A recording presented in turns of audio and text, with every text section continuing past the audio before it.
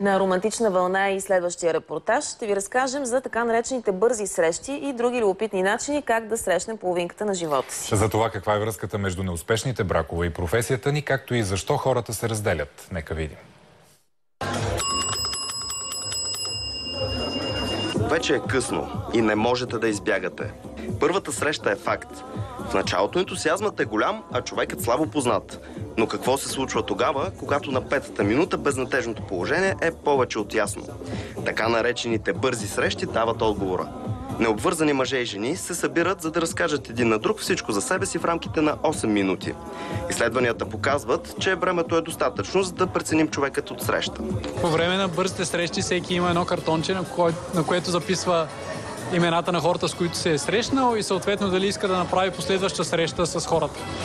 В края на събитието всеки от участниците ни дава своето картонче, което е попълнил. И в рамките на 2 дни след събитието ние обработваме тези данни и сравняваме къде има взаимен интерес за среща. Там, където и двете страни искат да се срещнат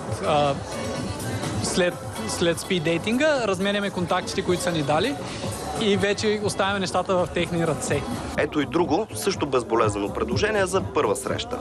Записваш се в сайта и ако си жена, получаваш покана от още една жена и 2 мъже, които също не се познават помежду си, да излезете 4-мата на вечеря.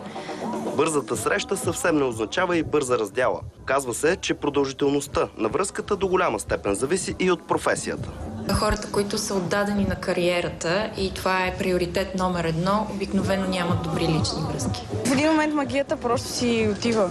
Според изследване на британски учени, най-голяма вероятност за развод има при работещите като масажисти, балерините, барманите, медицинските сестри и психиатрите.